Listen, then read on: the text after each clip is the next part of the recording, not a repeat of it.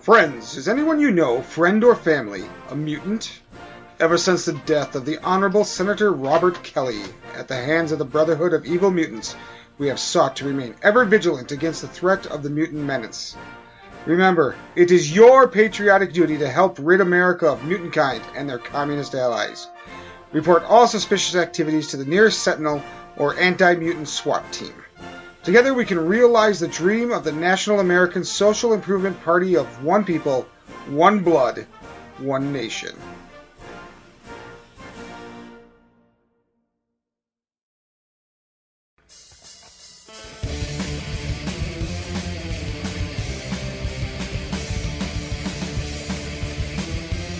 Hello, welcome to Point of Insanity Game Studios' Geekery in General podcast. I am Al, and today I'm going to be doing another retro review of a series of modules for TSR's Marvel Superheroes game, the MX series. This series is based on the story arc Days of Future Past. This is probably one of the most popular and influential story arcs in the X-Men franchise. Though, oddly enough, the comic series itself, it was only a two-parter. Now, the story takes place in two points in time. In the first part, it is in a dark future where anti-mutant hysteria has taken over America.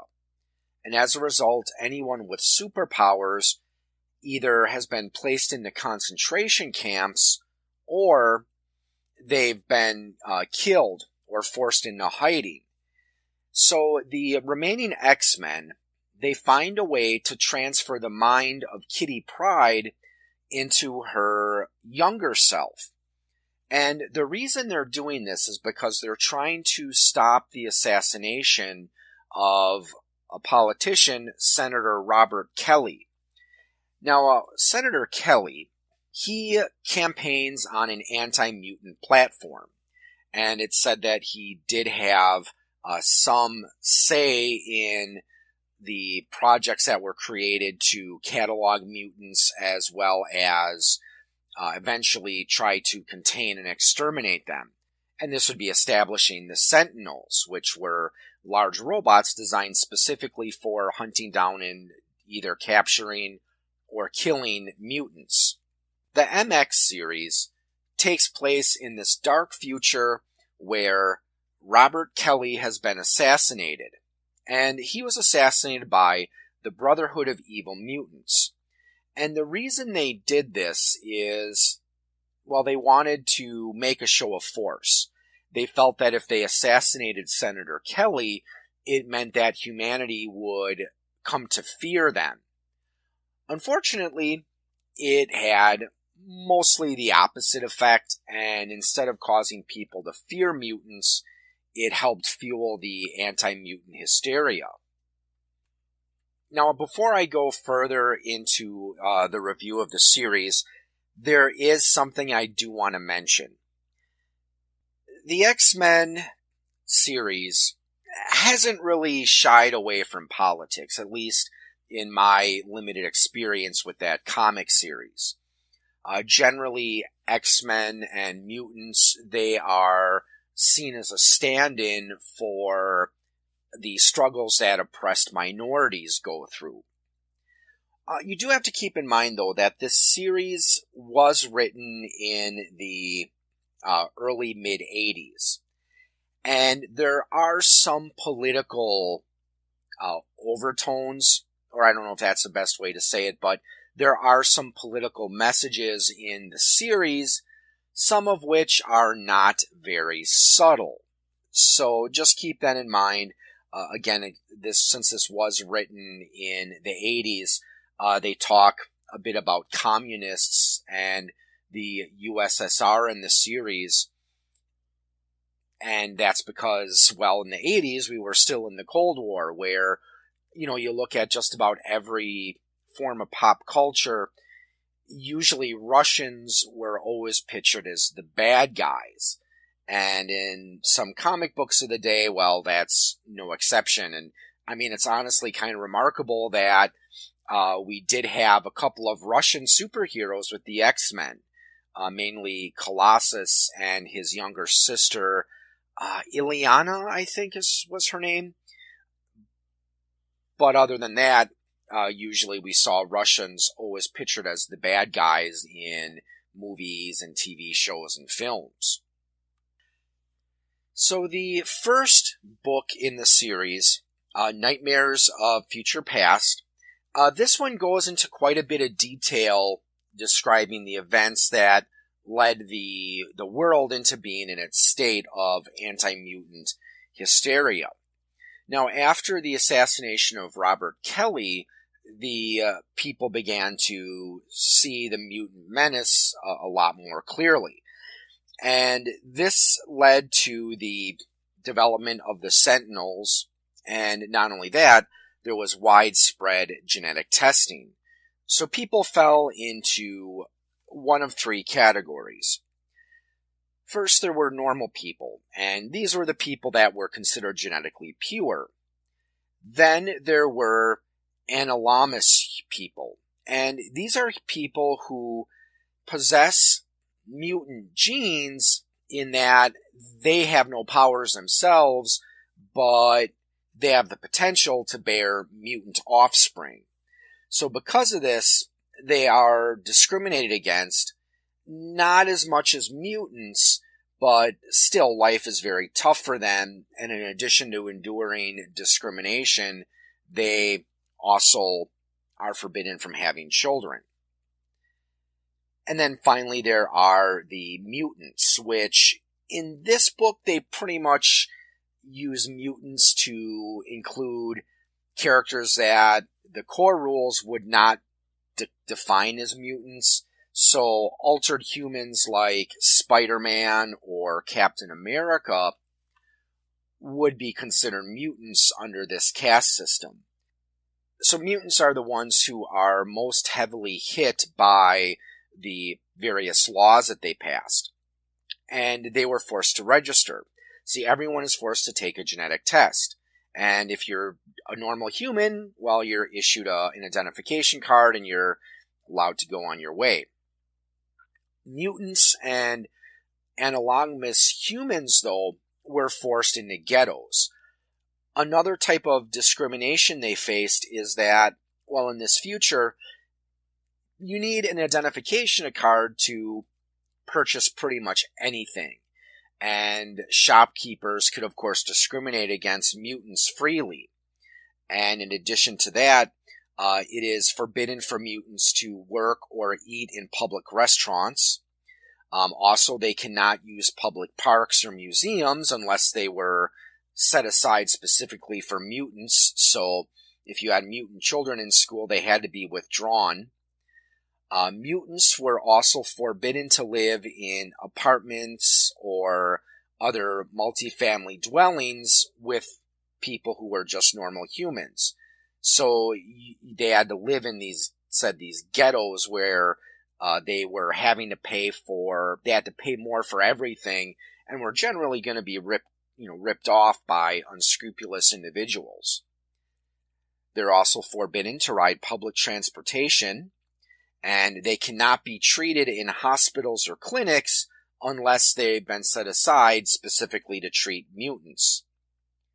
And finally, all mutant organizations were outlawed. And one of the things that they stress in this book series is that all of this was only possible with a population that voluntarily cooperated with it. So if more people had stood out against this and said, hey, this is un-American, this is not what our country's about, it may not have gotten that far, but unfortunately it did. So this, of course, had a very negative impact. Any anomalous humans and mutants, they were outcasts, their businesses pretty much were corrupted. Since the anomalous humans and mutants were forbidden to have children, while it was hoped that the population would eventually grow old and die out, leaving only the quote-unquote genetically pure people. Then came the time of the roundup. This is when the sentinels started to become more active. So their mission was to protect humanity by rounding up all mutants and forcing them into concentration camps. So this would affect all mutants. It didn't matter if your character has subtle powers. Like, I don't know, maybe his mutant power is he can change the color of text in a book. You know, something fairly minor like that, or whether you had more powerful abilities like Magneto or Professor X, it didn't matter. You were hunted down and captured to be taken to one of these camps, and if you resisted, you were, of course, killed. So this turned the country into a war zone. So there was a lot of urban destruction in this time. And since the Sentinels were given all this authority, the government was powerless to stop them. Eventually, the violence died down when there were fewer and fewer mutants with exceptional powers that could resist the Sentinels. So this is the world that the Nightmares of Future Past takes place in. America has pretty much isolated itself from the rest of the world, and it stresses that, again, since this is the Cold War and the USSR was considered this evil empire, they started to gain more influence. They were able to take over NATO countries, and not only that, they also took over Central America, and the OPEC nations also shifted their allegiance to the USSR. They were able to do all this because the US was too preoccupied with cracking down on mutants. And not only that, they also stressed that they worked communism into this as well. Mutants and communists were equated with each other, where mutants were genetically impure, while communists were ideologically and politically impure. So both needed to be eliminated. Now, one of the unique things about this series, it's one of the few Marvel supplements I've seen where it's the adventures not written for a specific group of heroes. Most of the Marvel supplements I've seen, they include the statistics for the heroes that you're expected to use on the adventure. For example, one of them I have, All This in World War II, was written with the West Coast Avengers in mind. There's another one I remember, there's the Cosmos Cubed series, and that one is written with the most powerful heroes in mind. So that's one where we're looking at heroes like the Silver Surfer, Thor, Hercules, these semi-divine figures that have these great cosmic powers. However, in the MX series, most of the well-known heroes, and villains for that matter, are either killed or in hiding. So you're not going to have a party of, Colossus and Captain America and Spider-Man and Wolverine in this one, or at least it's not recommended, because since this is intended to take place around 50 years in the future, most of these characters would have just grown too old to really be actively involved in the fight. So while things are certainly tough for heroes in this setting, there are some pieces of equipment that they do have access to that you would, of course, have to obtain on the black market. The most popular ones are masking devices. So these are intended to interfere with the Sentinels. They do describe the Sentinels quite a bit in these series, and they repeat the descriptions in every adventure, so that's actually helpful just in case you don't have a copy of the first book. Essentially what the Sentinels do is they've got this equipment that allows them to detect the presence of mutants. However, if you have a masking device, that protects you from being detected by a Sentinel. There's also jammers, which do the same thing, but it's in an area. And another device that they have are called wild weasels. So these devices imitate the signal that would be put out by a mutant. And usually they try to make these weasels where they're going to give off the same signature that a renowned hero or villain like Wolverine or Magneto would give off, because that's going to attract and draw the attention of any sentinels in the area. There's also some special rules that go into effect. One of the things about Marvel superheroes, which is challenging, is karma. Karma acts like a combination of action points and experience points. You can use them to improve your roles, or you can also use them to gain new skills and abilities. You gain karma for accomplishing heroic acts. You lose them for doing things that are considered unheroic, such as theft, vandalism, or if you kill someone, you lose all your karma. However, one of the challenges in the Nightmares of Future Past setting is it's going to force heroic characters to do some very unheroic things. So they actually do say that there are things that you do not lose karma for, or you might not lose as much, and that's because, again, you got to realize that, heroes, they may very well have to steal in order to get by. Also, one of the things I was thinking about when I was reading through the series to prepare for this episode, I think what they were trying to do is they were trying to make the Nightmares of Future Past series to Marvel superheroes what Tomb of Horrors is to Dungeons and Dragons. So it's intended to be a very deadly adventure series where your characters are generally going to be faced with very overwhelming odds, specifically the Sentinels. Now, Sentinels, they do have some generic abilities they're given. In addition to mutant detection, they also have various devices they can use to either capture, incapacitate, or kill their targets. It's also listed that they can be customized. So, for example, if they were going to be going after someone like the Human Torch, then they would be equipped with firefighting equipment or maybe extra protection against fire. But the ability that really makes the Sentinels deadly, and this is why you want to take them out as fast as you can, is because if you engage a Sentinel for more than 3 rounds in combat, its adaptive learning program kicks in. So it gets a bonus to its attack rolls against your character because it's able to predict how you're going to act in a fight. And not only that, it also shares this information with all the other Sentinels.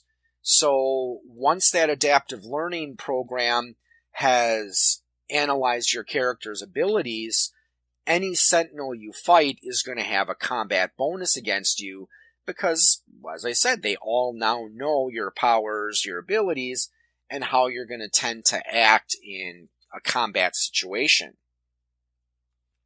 Another device that the heroes are going to have to contend with are inhibitor collars. And I believe they did have these in the series and they would make use of them, but what these collars would do, at least in game effects, is they would give you a -7 column shift to your abilities and powers. So this could turn someone who's quite powerful, like, Colossus or the Incredible Hulk, it would weaken them significantly. Now, in addition to this information, MX1 also has a detailed description of how these mutant concentration camps are set up, as well as how you might go about trying to escape them and the different challenges that you would face. So there's a couple ways you can use this when you're starting your campaign. The default assumption is that your characters are prisoners inside one of these concentration camps. So you're going to have to try to escape them. Or you can also play it with a different way where your heroes are actually, these mutant freedom fighters, and what you're trying to do is you're trying to save someone from one of these camps.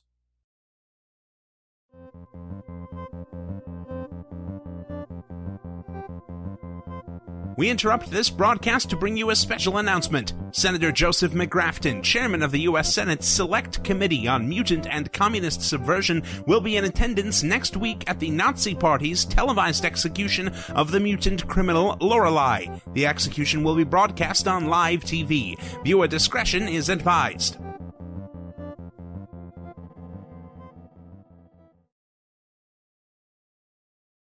The second adventure in the series is called The X-Potential.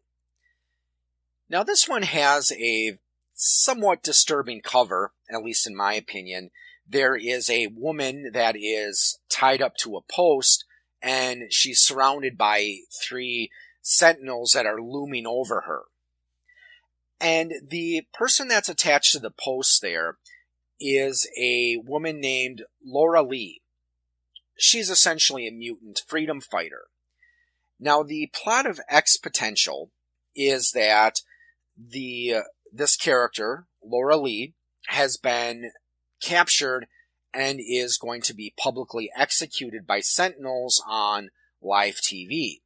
So, how you want to work this into the adventure is really up to you. When they do talk about how to set up this part of the series, they encourage you to set it in your hometown. So that can actually be helpful because it gives your characters, or your players rather, a little bit of an idea of the population that they're dealing with, as well as the physical lay of the land. They do mention there are some places that you're going to want to develop a little bit. The main one is the rally grounds, and this is where the execution is going to take place. Now, they introduce a political party called the National American Social Improvement Party, or NASI for short. Their slogan is "One People, One Blood, One Nation." Like I said, they're not very subtle about what kind of message they're trying to get across with this series. So the main focus of X-Potential, there's 3 main plot points in here. The first one is, as I said, the execution of Laura Lee, where what you want to do is ideally you want to try to save her.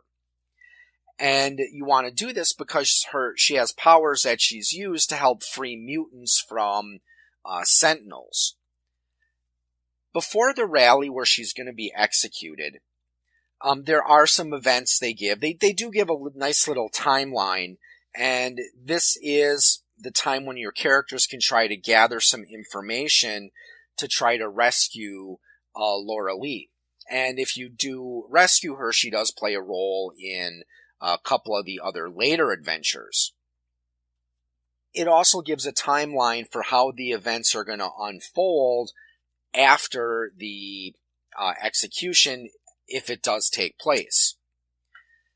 Now, one of the characters that they do talk about in this particular segment is a person known as Senator Joseph McGrafton, who is the chairman of the U.S. Senate's Select Committee on Mutant and Communist Subversion. So he is the head of the Nazi Party, and he's the one who's going to be presiding over the execution.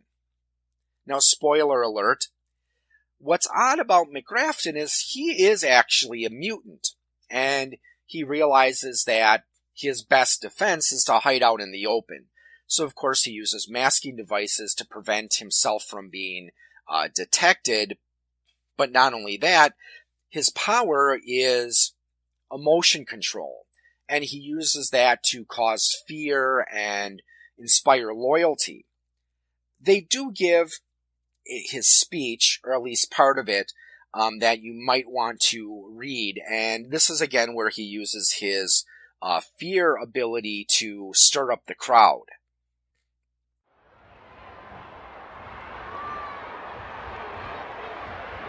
Already, the genetic putrescence of mutant blood has devolved more than half of the earth to a state of communist, Asiatic, Mongoloid barbarism, devoid of spirit, devoid of liberty, devoid of accomplishments of the mind and body, dedicated solely to one despicable goal: the total mongrelization and enslavement of you, your children, your grandchildren, and your nation. The nuclear destructive devices of the mutant communist countries are poised and ready to pour the fire of nuclear annihilation down the throats of our genetically pure children. The mongrel hordes stand armed and massed on the borders of Western Europe, the home and origin of our great civilization, the cradle of liberty, and of the dignity of the human spirit. Their devolved allies already batter at the gates of Jerusalem, the home of the great religious heritage of the West. And meanwhile, in our very midst, the mutant, hidden, silent, deformed in soul, stalks our sons and daughters, seeking to inject his aberration into the very flesh of their flesh, blood of their blood. But we are not afraid. Our fear is overcome by our calm, confident faith in the great eventual victory of our party, under the leadership of genetically pure men of vision who will drive the mutant scum from our midst, who will annihilate the slinking vermin who would poison our will, and who would lead us into the glorious sunlight of a new world, a world illuminated by the radiance of one people, of one blood, in the one nation.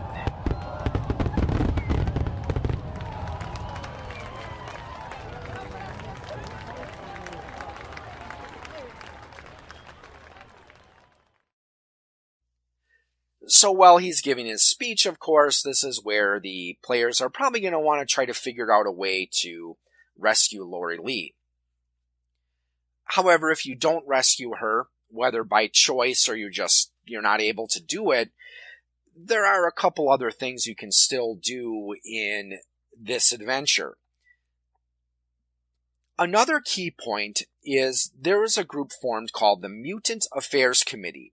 So this was a group of mutants, again, with either very low-functioning powers or whose mutations were maybe just like different colored hair or skin, so nothing that would really be considered dangerous.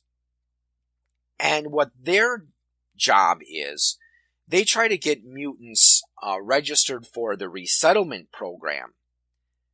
However, it's not all as it appears.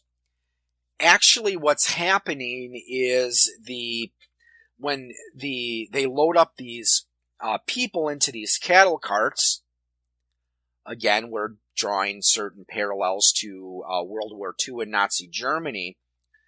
What they're doing is they're taking them on this train ride to this tunnel that's been constructed with a disintegration ray. So they take these people who they promise that they're going to relocate to safety. They take them to a special tunnel where they're basically disintegrated. Afterwards, the members of the Nazi Party will clean up the cattle car and take any valuable non-disintegrated items that they might be able to find. So this is something that can be really challenging to try to expose. For example, one of the ways you can do it is you might be able to take a video and capture photographic evidence of one of these, these disintegration rays in action. But you gotta keep in mind the karma penalties there, because while that would require 400 mutants to die in order for you to break that story, though they do give you some other options as well. So it's hoped that by exposing this is something that's going to help turn the tide, where people are going to finally come to their senses and realize, hey, by allowing this to happen, America has become no better than what Nazi Germany was. The final thing that you can accomplish in this adventure is trying to expose Senator McGrafton as a mutant, because by doing so, that will remove him from the control of the Nazi Party. Won't destroy it, but it's hoped that this will shake up the party and cause some chaos that the players might be able to use to their advantage later on in the future.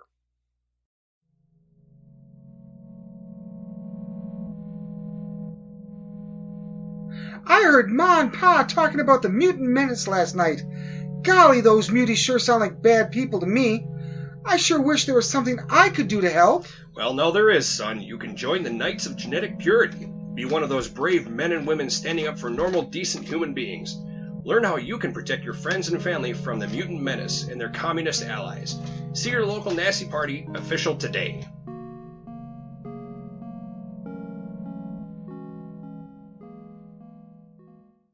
The third part of the series, this is actually my favorite of the 4 adventures. It's called Reap the Whirlwind. The cover's actually pretty cool too. It has someone in what looks like a modified version of an Iron Man suit flying through a couple of sentinels and destroying them, while you've got a couple resistance fighters cheering in the background. Now the plot of this one is you're starting to fight back. The text on the back reads, "You've been hounded by jackbooted, white-shirted vigilantes. You've been hunted by killer robots. You've lived like an animal. You've had enough. Now it's time for mutants to fight back. Time for the hunted to become the hunters. You've learned to survive, to thrive, by striking from the shadows. A thrust here, a blow there. But now word has begun to circulate of a mutant who's powerful enough to frighten the sentinels, of equipment which can give mutants a fighting chance against their oppressors, of a man with a vision of a mutant army capable of overwhelming any foes." So as far as what you do in this adventure, first you have to free a mutant prisoner named Glinda. Her power is she has the ability to mask the presence of a large number of mutants. So obviously this is going to be very valuable for your resistance. Now you might remember that I mentioned the Iron Man armor on the cover of the book. Well, that's not for show. You actually do get to try to find and obtain this armor for use during the adventure. So as the adventure starts, you learn that Glinda is being transported by train.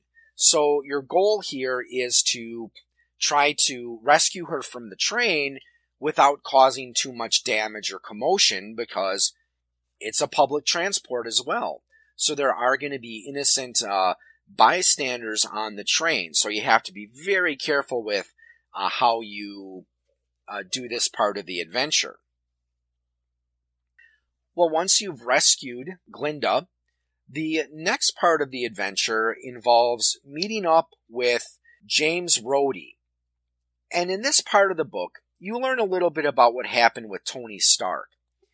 He grew fed up with what was happening in the country, and he moved to Canada. And while there, he tried creating a suit of armor that would allow them to go toe-to-toe against the Sentinels. He didn't quite make the perfect suit of armor, but he did invent a good suit of armor. Unfortunately, that would end up being his last invention. So what the players have to do is meet up with James Rhodey so they can find the helmet. And then once you've got the helmet, then from there you can go and try to find the suit. The main part of this adventure, though, involves the characters meeting up with resistance fighters who take them down to Texas, where they meet up with Sebastian Shaw. Because in this future, Texas isn't quite firmly on the mutant side, at least not yet, but they don't like being told what to do, so they don't want the sentinels interfering with their state. So what happens is they're taken in by Sebastian Shaw, who informs them that there's a factory that repairs damaged sentinels and makes new ones. So what they do is he trains them on how to go about this espionage mission. You gotta go into this factory, plant bombs, and destroy it. So that way, the sentinels wouldn't be able to replenish their numbers and repair their injured as quickly. And of course, you also have to try to find the rest of the suit, because Rhodey is only able to take the characters to the helmet. The actual full suit itself, the rest of it is hidden away in one of Tony Stark's secret laboratories. So once you find that suit, that's going to help greatly in your quest to destroy the Sentinels.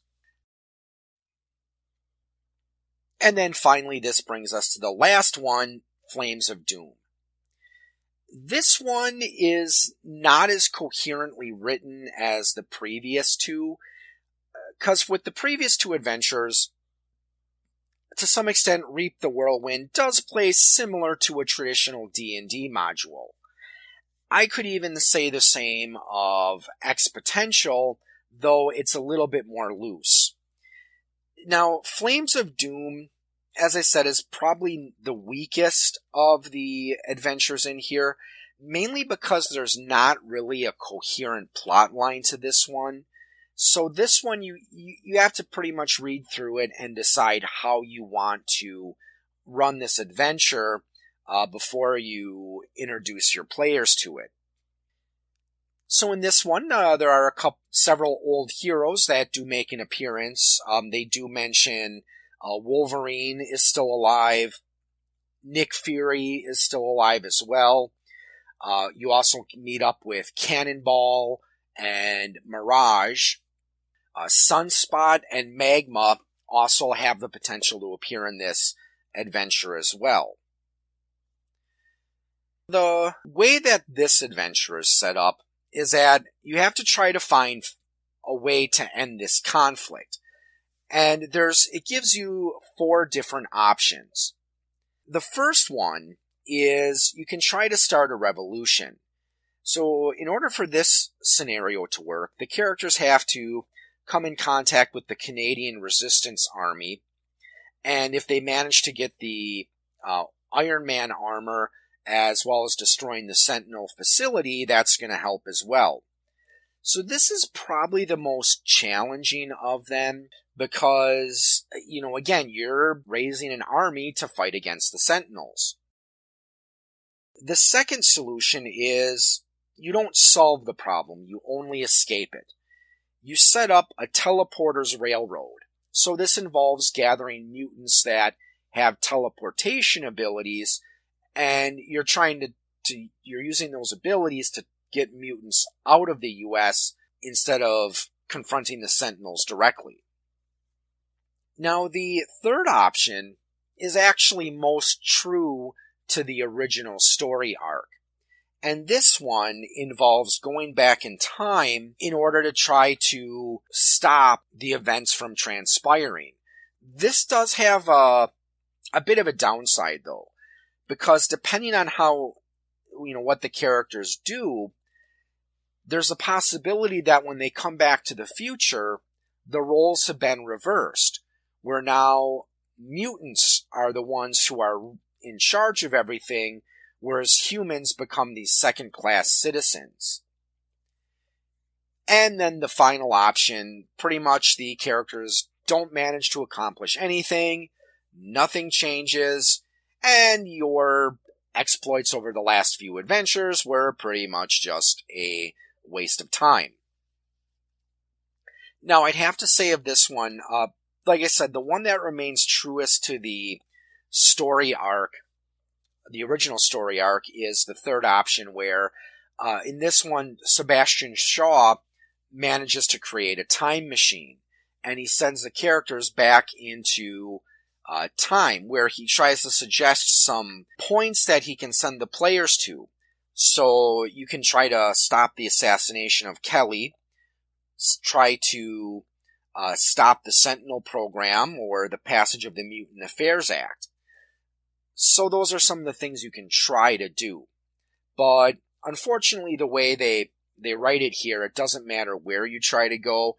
Instead, you're sent to the place where Project Wide Awake is meeting, and that's when Sunspot and Magma make their appearance. So this is where you have that tough choice, because essentially what Sunspot does, he has assembled this mutant alliance, and he gives the members of Project Wide Awake a choice. Either you turn control of everything over to me, or I kill you and I take it anyway. So essentially what happens is, well, if you assist Sunspot and destroy Project Wide Awake, that's where you return to this future where the roles are reversed, which, again, everything is just as brutal and fascist as it was before. The only difference is now mutants are the one in charge instead of the people who are just normal humans. Or, if you manage to defeat Sunspot and Magma, Project Wide Awake continues, and nothing changes. So as you can see, some very difficult decisions you have to make, not just in that adventure, but really you have to make some difficult decisions through other parts of the adventure as well. Now, in addition to Sentinels, they do provide statistics and ideas for other types of enemies you might face. For example, they talk a lot about the Knights of Genetic Purity, also known as the White Shirts because they wear white shirts. And these are supposed to be similar to the Nazi, the Gestapo, and the Stormtroopers. They also give statistics for anti-mutant SWAT teams. So these are SWAT teams that have been specially trained to take on mutants. They also talk a little bit about hounds.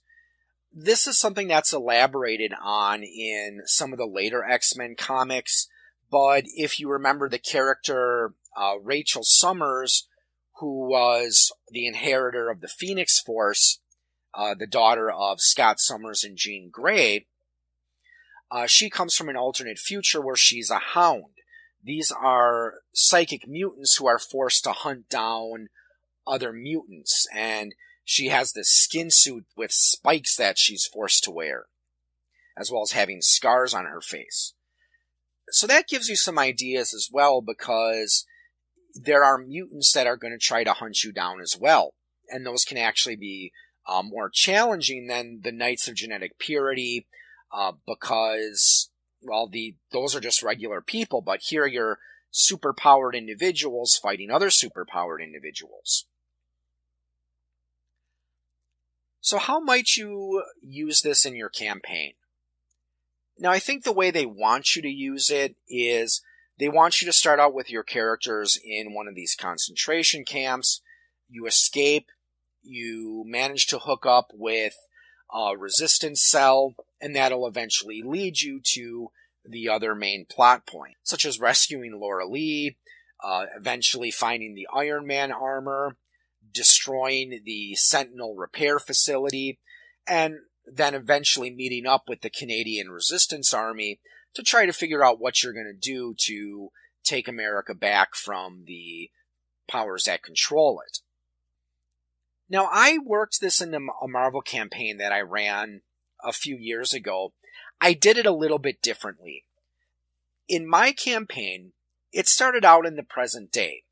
And, we didn't start with the Nightmares of Future Past scenario right away. Instead, what we did is, we did some normal superhero adventures. I led them through Murder World, and then they went on, did a couple other Marvel adventures that I had, as well as some ones that I had designed on my own. Well, they met an opponent in their journeys called Red Scare, who was essentially a Russian version of Iron Man. And when they fought against him the second time, there was a great explosion that the party was supposed to die in. But what happened is I had Uatu the Watcher throw the heroes into the future so they wouldn't die. And the reason he did that is because he foresaw that in a few decades, an alien fleet, a hostile alien fleet, was going to arrive at the Earth and pretty much decimate everyone. So the only way that humanity would stand a chance is if there were superhumans that could defend the Earth. Well, Dr. Doom, he also was aware of this approaching fleet, and he was making his own plans. So in that particular campaign, he eventually became empowered by the power cosmic, and the campaign ended with them having to defeat basically a godly incarnation of Dr. Doom. That's when I ended that campaign, because it's like, after you've defeated a cosmically powered Dr. Doom, one of the greatest villains in the Marvel Universe, what else is there to really do? It's kind of hard to make a campaign any more epic than that. So what happened is when the players were transported to this future, I played around with their minds a lot. For example, they had befriended the sheriff of the small town that they were operating out of. And in the future, he comes to their rescue. But eventually it's found out that he's a mutie lover, and he's basically killed, his corpse is mutilated, hung from a tree with a sign on his shirt that said mutie lover. So the players got to see that, and they got to see other people that they had helped and that they worked with in the past, sacrificing themselves so the players could avoid being captured. When I did the exponential segment, instead of using Laura Lee, since she's pretty much just a generic character they made up, I used Storm in her place, because early in the campaign they had the chance to fight alongside Storm. And then later they found themselves having to team up with Wolverine and Magneto. Oh yes, and one of my players also made a deal with Loki, but we're not going to get into that. So, like I said, it was a very fun, challenging part of the adventure, and I think that if you do ever have the chance to run it, it shows a lot of potential. Whether you want to start it where, the characters have to escape this concentration camp, or you want to do what I did, where they are thrown into the future, and then once they've resolved everything, they're allowed to come back to their own time. Well, that's going to wrap this episode up. I'd like to thank you for tuning in. I'd also like to thank several of my friends for their assistance that made the production of this episode possible. I'd like to thank Chad and Lou from the Musically Challenged podcast, as well as Zach from the new Jedi Archives for lending their voice talents to several of the sections. And I'd also like to thank my friend Tom Shelas for, I think that's how his last name is pronounced, so if I mispronounced that, sorry dude, but he composed the music that was used in some of the segments as well. They were used with his permission. And if you would like to check out some of his other works, you can look him up at bandcamp.com, his last name being spelled Schlais. So that's tomshilas.bandcamp.com. Thanks for tuning in, and have a good evening, or morning, or afternoon, whatever it is, wherever you are, and happy gaming. You have been listening to a program from the Point of Insanity Network. Visit us at poigamestudio.podbean.com for more shows. Follow us on Facebook and follow us on Twitter at POI Game Studio.